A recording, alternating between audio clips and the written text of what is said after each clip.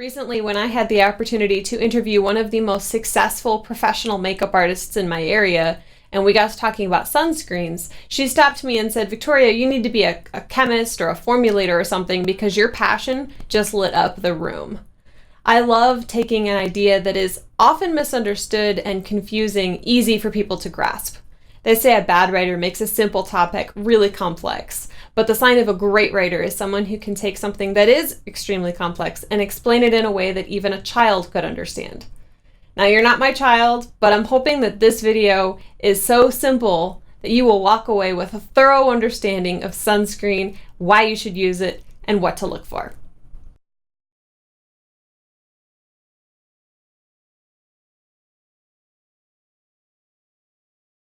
Now that we're reaching the beginning of summer and we're all spending more time outside, we're becoming more intentional about putting sunscreen on. But is it as simple as slathering on an SPF 50 and running out the door? Unfortunately, no. Today, I want to break down the basics of sunscreen so you know exactly what to look for on a label, because labels aren't always super clear, and the sun is the biggest premature ager in our world and something we need to talk about. First of all, part of the reason why sunscreen labels are so complicated is because here in the United States, the FDA has classified sunscreen as an over-the-counter drug, whereas everywhere else in the world, sunscreen is deemed a cosmetic product. The decision to classify sunscreen as an over-the-counter drug comes with its fair share of pros and cons. The FDA requires vigorous testing and proof of safety before it allows any new actives to be approved to be used in sunscreen. This process is extremely expensive and takes a long time because there are a lot of hoops that need to be jumped through. Brands are not eager to risk millions of dollars on the FDA dinosaur system to have every other brand just ride their coattails for free because the active has been approved and now they can use it in their formulations. Plus, the FDA has been known to be tardy with applications. As of the filming of this video, the FDA is currently pushing to have all currently approved sunscreen actives retested for safety concerns. Hawaii just passed a law banning 2 of the most common sunscreen actives currently in circulation, so it's not to say that the FDA's searchings aren't without warrant. Trying to cover the regulations for the US sunscreens as well as the rest of the world in one video would be extremely overwhelming, both for me and for you, because what's approved here in the United States may not be approved there, and what's approved there may not be approved in the United States, so it can get a little bit confusing. So in this video, I'm only going to focus on the US laws and what's available on the US market.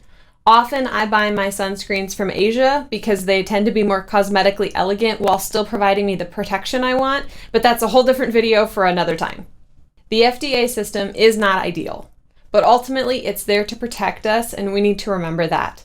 Also, it's encouraging to know that there are people working very hard to improve the laws and make this a better system for everyone. In the meantime, we need to know what's available to us now and what's on the shelves so we can use what's available to protect ourselves.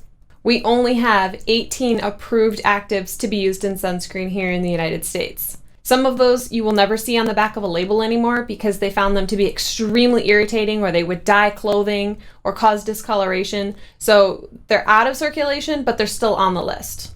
That being said, not all sunscreen actives are created equal. There are 3 kinds of sun rays. You have UVB, UVA2, and UVA1. UVB rays account for 5% of the sunlight that reaches our skin. This is the kind of ray that causes sunburn and other visible changes to the skin surface like discoloration. It also plays a part in causing skin cancer.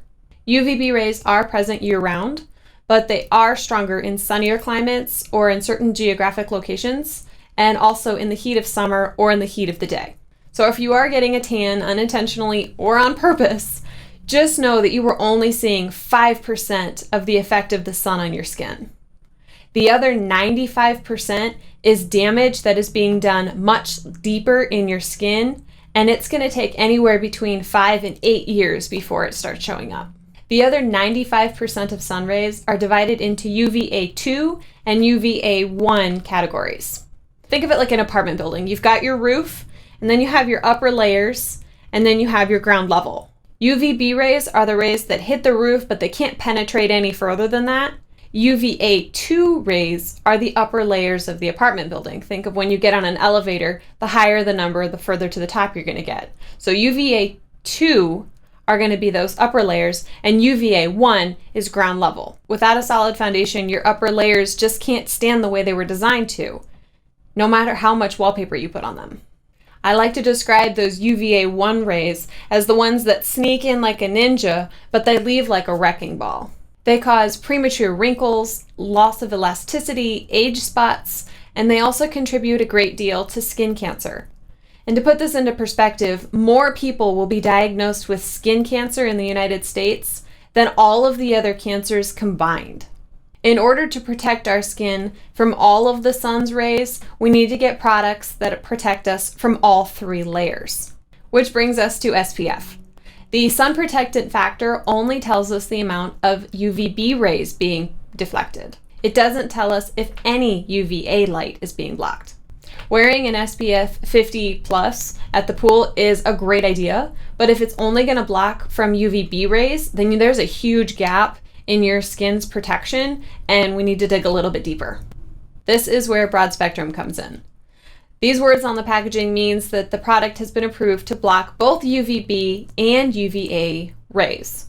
And this is where the FDA kind of does us dirty. It is not currently a requirement for a brand to post the UVA protection on their product. So broad spectrum could mean all your bases are covered, or just that UVA tube rays are being blocked.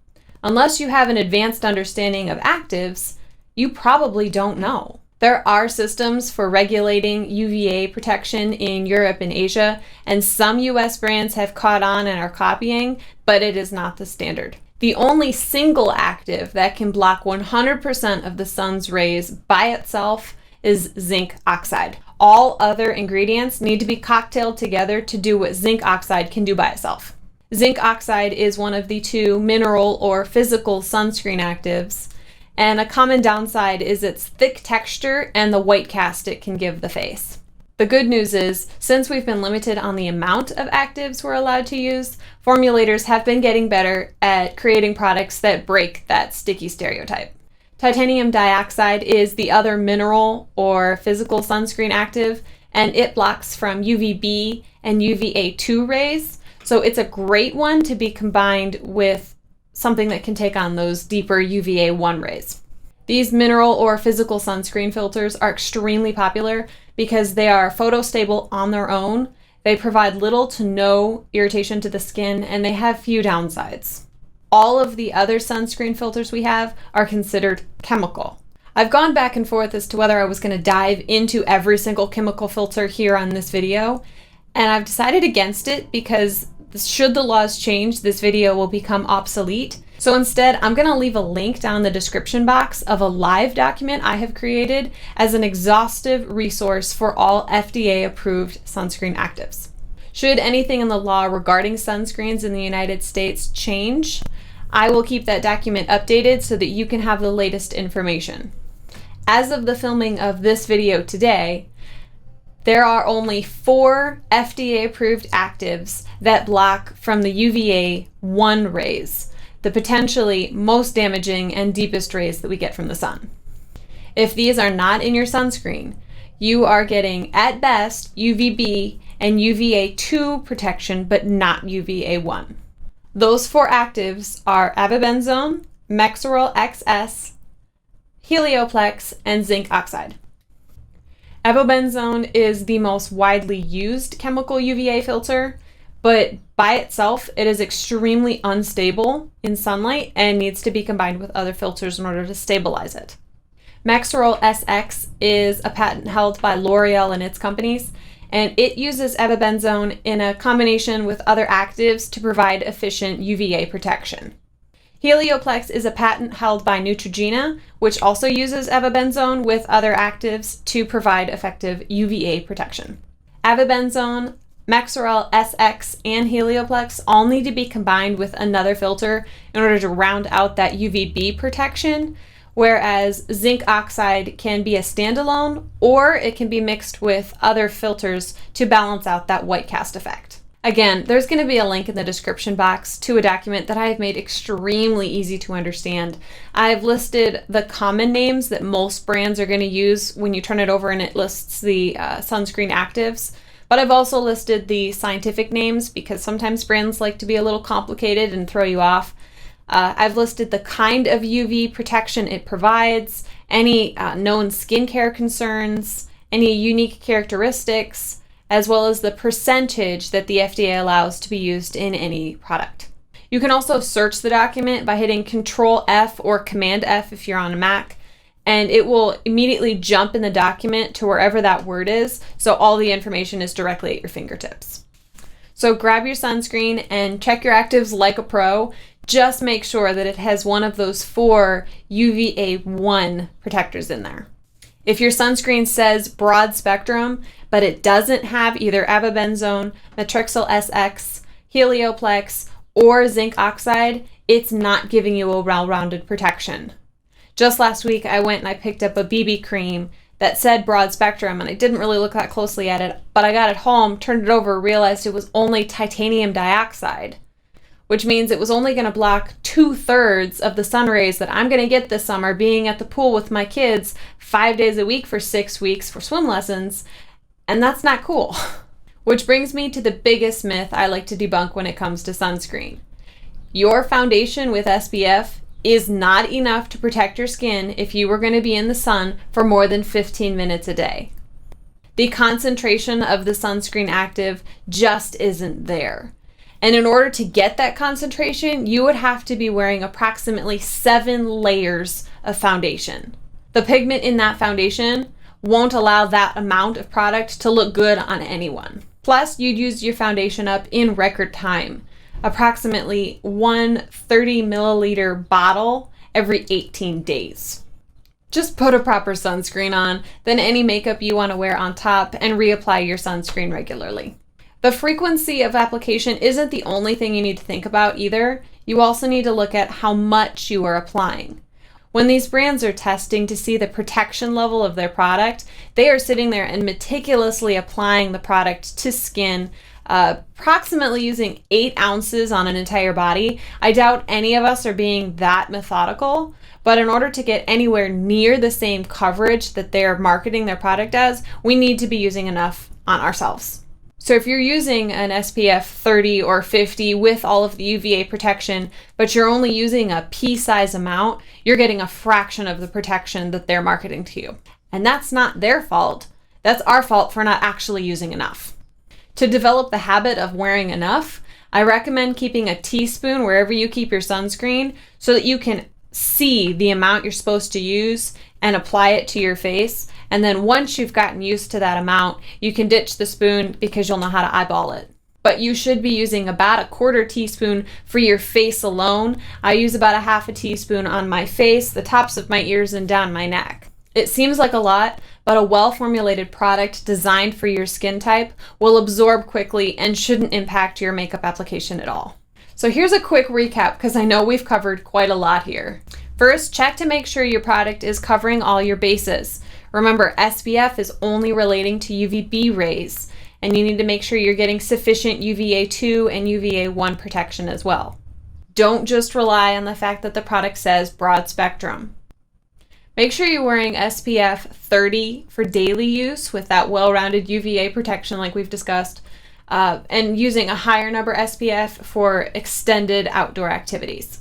Apply enough product. Again, a 1/4 teaspoon for just the face. I use a 1/2 teaspoon for my face, the tops of my ears, and down my neck. Reapply often enough to maintain coverage. These ingredients are amazing at blocking the sun, but they are not bulletproof, and they do eventually degrade in sunlight, especially if you are in water or you're sweating. If you would like a video on how I reapply my sunscreen, especially on top of my makeup throughout the day, let me know. And finally, take care of your body now so that you can enjoy it longer and better later. Whether that means not being burned to a crisp and bright as a lobster by the end of the day, or later in life to not have to deal with those health complications that come with extended exposure to the sun. Thanks for watching this week's video, and remember to keep revealing and refining your beauty by protecting it just as much as you dress it up. Thanks. See you next week.